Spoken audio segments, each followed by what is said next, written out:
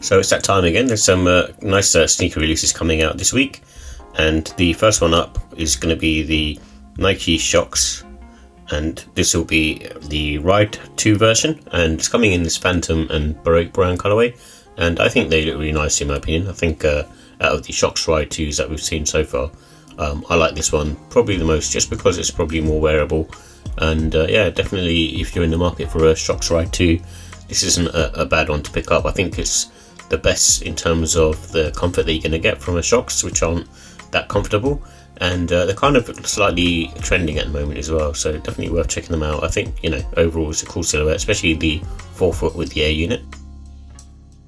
And also on the 3rd of March got the Nike Air 180 Light Wood Brown. I think this is called the Tea Tree as well, and just another nice colorway, something that I'm not going to go for, but you know, I'm a fan of the Air 180, but I've got a few models anyway, so I don't need another pair of these. But you know, if I was in the market for a pair, then I'd definitely be interested in this. And again, it's got sort of the neutral colorway similar to the Shox Ride 2, and I think very sort of wearable as well. And you've got that hit of orange at the back just to kind of add a bit of dazzle to it, and same with the Air unit. So I do like them, but I just, yeah, there's other pairs that I'm more interested in.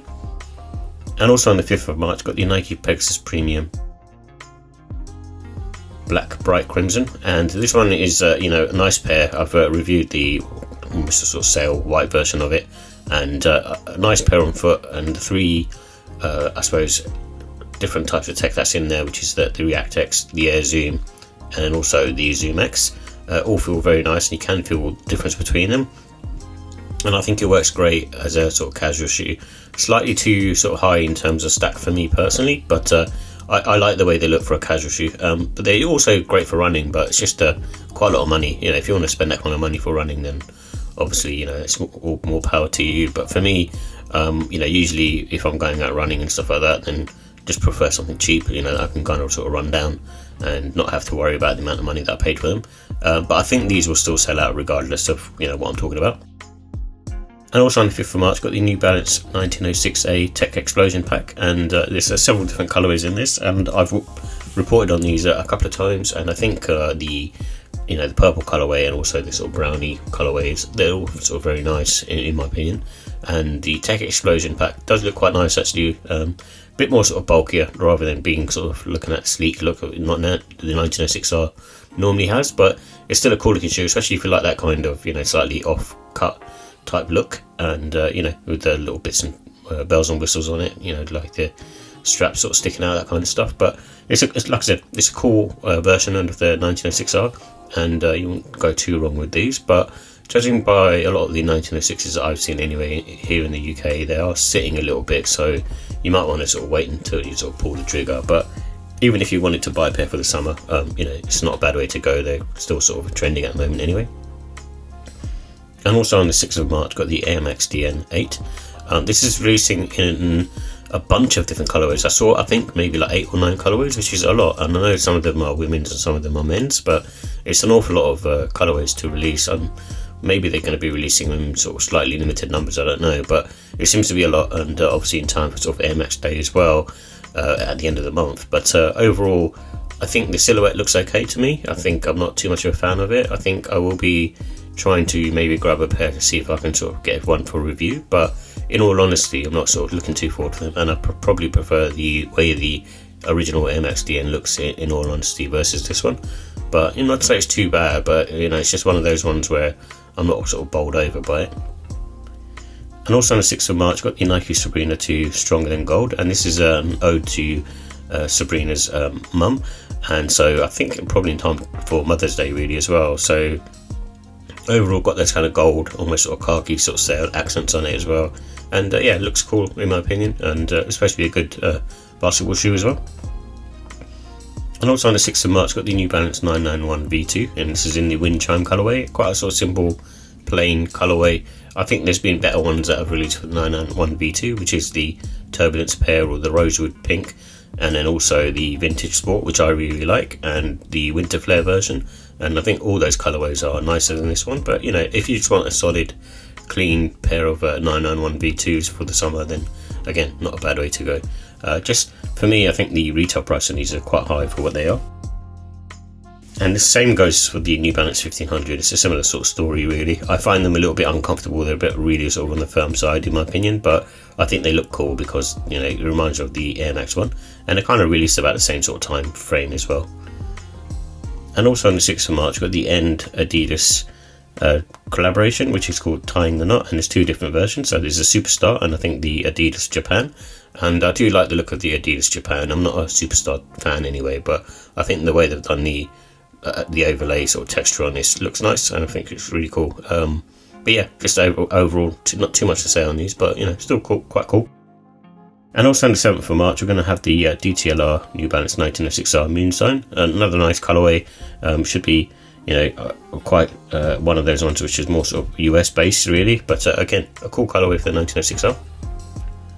And also on the 7th of March, which has been dubbed the Darth Maul, is the Air Max DN, and I'm surprised that they're still sort of releasing the Air Max DN, so they might be sort of quite popular still. And yeah, this colourway is just a simple black and red one, and not mad at it. I think it looks really cool. And also on the 7th of March, got the Nocta Air Force One, and I think this was, I don't know, I thought it was released already back in December, but it's probably not, my mistake. But you know, this one is using a similar sort of shape and build, and in terms of leather quality, as the Armand pairs and the original Nocta pairs of Air Force Ones. They're slightly different to the GR version. Just like I said, I think the shape looks better in terms of the toe box. And also on the 8th of March, got the Air Jordan 4 Seafoam, and this one is also dubbed Abundance, and I think you know, again, in time for Easter, and got that sort of pastel colours. I feel like they will sell out, and again, I think they'll be quite sort of limited in numbers, and in my opinion, I think they will go, you know, for a bit of money in the resale market as well, just because the trend that we're seeing is a lot of these sneakers are limited, and these being women exclusive as well. I think they will have a sort of limited run on them as well, and I think will be quite sort of popular as well. And also on the 8th of March, not too many pics on this one, is called the Sneaker Politics Asics Gel Kayano 14, and the overall pair looks nice, and similar to any other Gel Kayano 14, not too spectacular, but I think it's got sort of red gel units on it, and then obviously, you know, the Asics logo itself, or the stripy logo that they have, that's got like a gold hit on it. But yeah, overall clean, and you know, quite sort of straightforward really. And also on the 8th of March, and it seems to be a bit of a, I suppose, a bombshell. It seems to be like this is supposed to be a 2-pack, and you've got like this red sort of pink version, and then also the green version.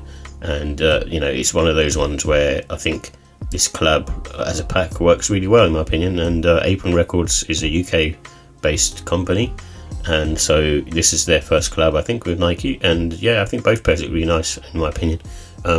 I think my only issue with these is the shape. I think it's because of the materials they're using. They look a bit more sort of premium, a bit more puffy on foot, compared to, say, the GR versions, which are sort of more geared towards being lightweight as possible.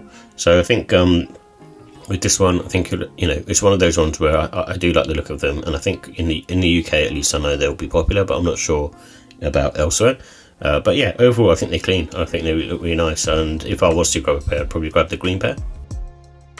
And also on the 8th of March, which I've again reviewed as well, a pair back in December I think it was. It's a night brown colourway, but this is the putty beige colourway, same sort of thing really. You got a high and a low version.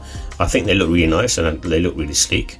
In terms of comfort, it feels more like a basketball shoe, but you know, I think there's other options to play basketball in versus these. But I think you know, if you're a fan of Fear of God, then you'll like these, and they do look nice on the feet, don't get me wrong, but it's just one of those ones where it's not doing anything too special, but I would say it's solid in my opinion. It's not like I said, not anything amazing, but it just works. And also on the 9th of March, we've got the Nike Air Max Uptempo 95 OG, and this one, I'm just not a fan of these ones personally, but I do like the air unit and the midsole, the way that's been shaped, but I just feel there's something off about them. But I know it's an old sneaker and very popular with the, you know, basketball players, and you know, especially back in the 90s. So yeah, for me, I think it's okay and not too bad.